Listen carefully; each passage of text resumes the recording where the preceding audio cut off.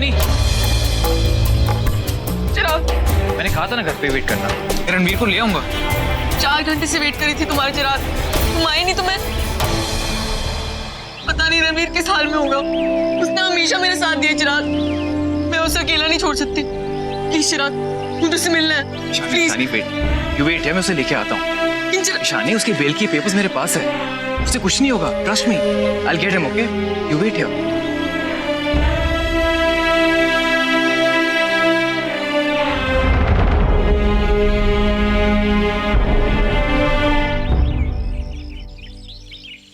काकी आप जाइए, रणवीर को हम दोनों ले आएंगे। नहीं, मैं उसके साथ ही जाऊंगी। काकी आप बात को समझिए, रणवीर अगर आपको इस हालत में देखेगा तो उसको और बुरा लगेगा।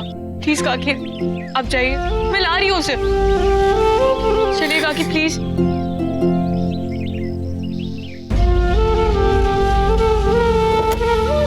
काकी को घर छोड़ दो।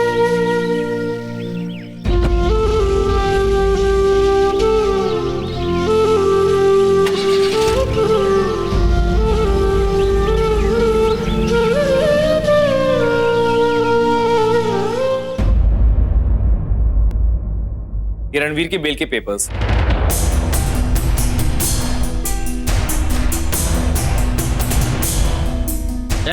लेके आओ उसे।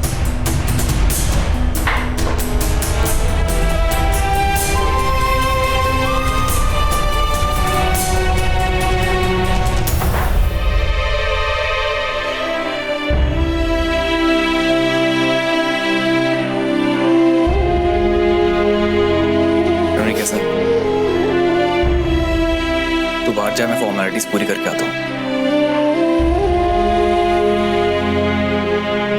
बताइए कहाँ साइन करना है?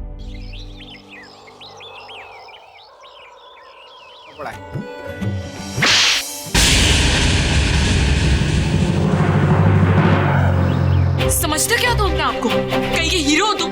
सिर्फ तुम्हें क्या लगा तुम गौरी के ससुराल जाओगे इतनी दारू पीकर और कुछ नहीं होगा? तुम्हारे अंदर दिमाग है कि नहीं है? तुमने उधर जाके उनके गले के ऊपर चाकू रखा, धमकी दी उनको। किसने कहा था तुमसे ये सब करने के लिए? किसने कहा था? तुम भी सोचो, अगर आज तुम नहीं छूटे तो क्या होता तुम्हारा? सड़ते रहते यहाँ जेल में, किसी को कुछ फर्क नहीं पड़ता। तुम्हें किसी की चिंता नहीं है ना? ना अपने बाबा की, ना काकी की। कुछ फर्क नहीं पड़ता ना कि हम पे क्या बीतेगी? कुछ नहीं सोचा ना तुमने?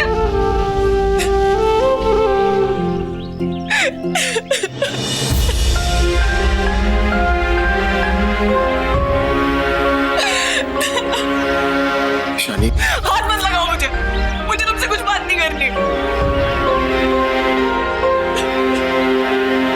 Ishani, please calm down. Ranveer छूट गया ना, और अब गौरी रोमिल के साथ भी कुछ बुरा नहीं होगा। मैं और शरवण गौरी रोमिल को लेकर आज कोर्ट गए थे।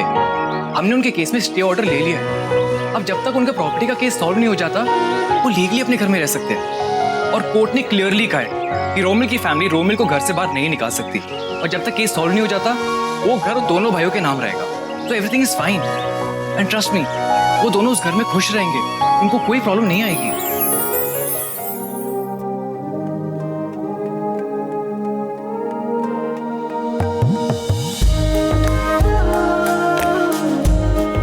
Thank you Chirag, thank you so much.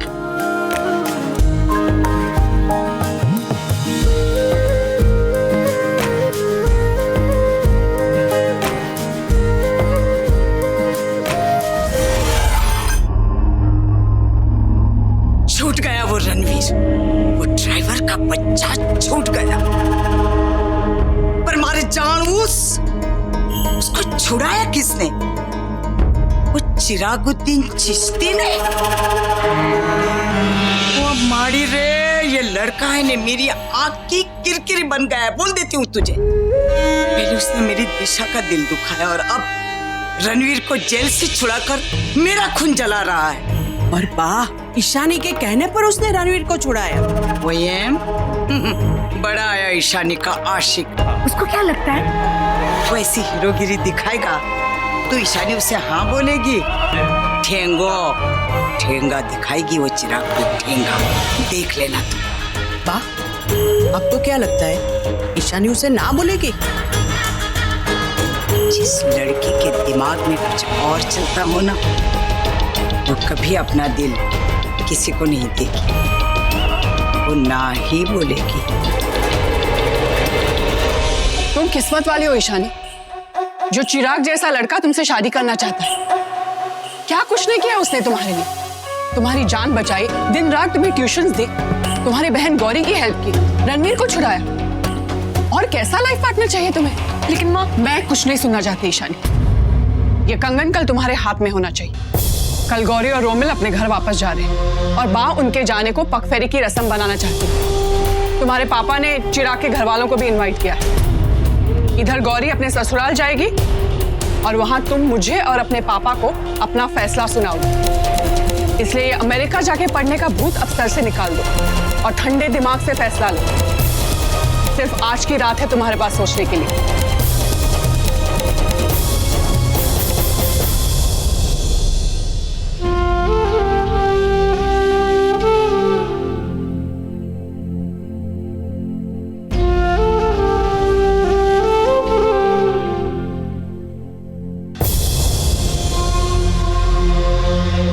वाह, ठीक कह रही थी, इसके दिमाग पे तो अमेरिका का भूत चढ़ा है।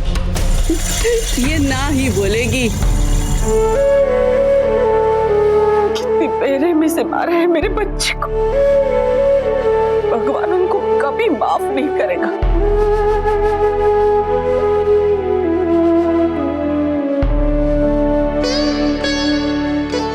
ले बेटा, काढ़ा पी, इससे दर्द कम हो जाएगा।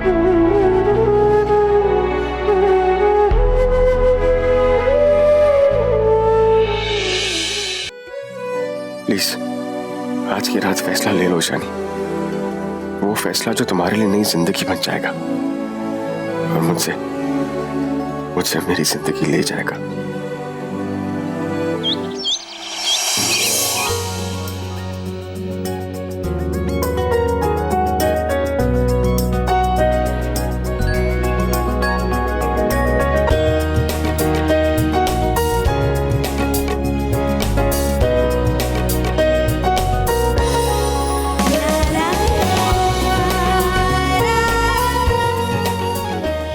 अरे ओ सोड़ियो, ऐसे नाचती रहोगी कि गौरी को तिलक भी करोगी? चली जाएगी ना अपने ससुराल।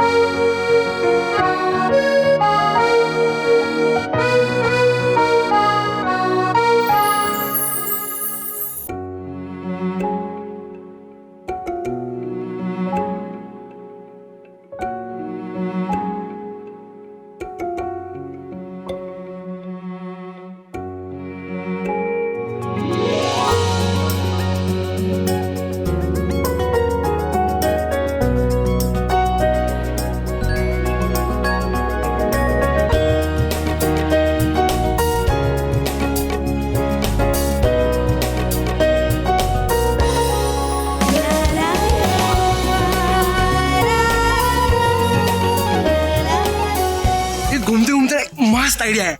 बोल। किसी को अपनी गर्लफ्रेंड को वो रिवॉल्विंग रेस्टोरेंट में लेके जाना होगा ना, उसके पास पैसे नहीं होंगे या फिर वो लड़की थोड़ी सुंदर नहीं होगी, तो ना क्या करना चाहिए, ये गरबा कराने का उसको और फिर ना पाव भाजी खिला देने, सेम वो रिवॉल्विंग रेस्टोरेंट वाला इफेक्ट आएगा। तू मतलब बोल रहा किसी को थाईलैंड ले जाना हो तो उसको अपना मड आइलैंड ले जाओ, और किसी को अगर कश्मीर घुमाना हो तो अपना छोटा कश्मीर घुमा दो। परफेक्ट। गधेड़ा, ऐसे बकवास आइडिया ना अपने पास रखा कर। तुझे ऐसे आइडिया देने होंगे ना तो कोई लड़की नहीं, तुझे लड़का भी नहीं मिलेगा।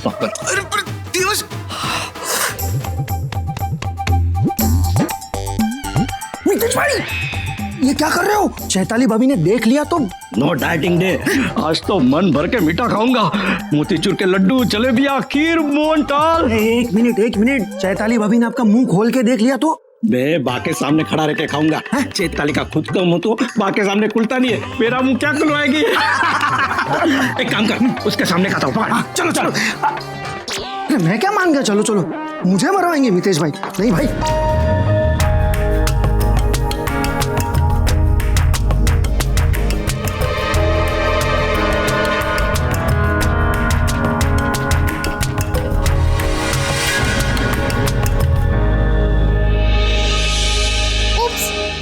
दुपट्टा।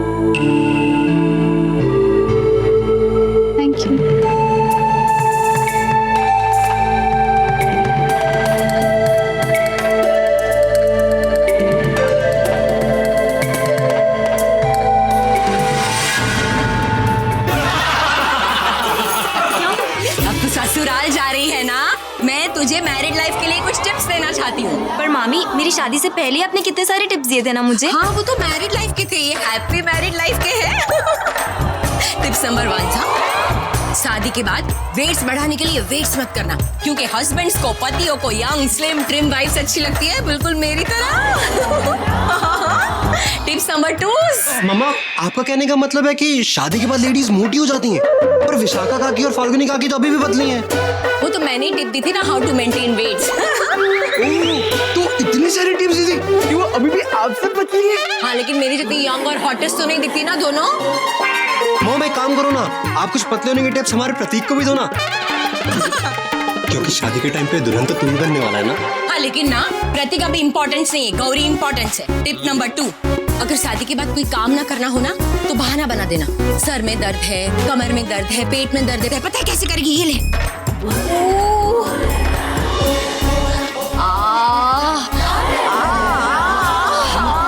बात बुला रही थी, आज वो अपने गहने ना सारी बहूओं को बांटने वाली हैं। हाँ, फर्स्ट कम फर्स्ट सर्व।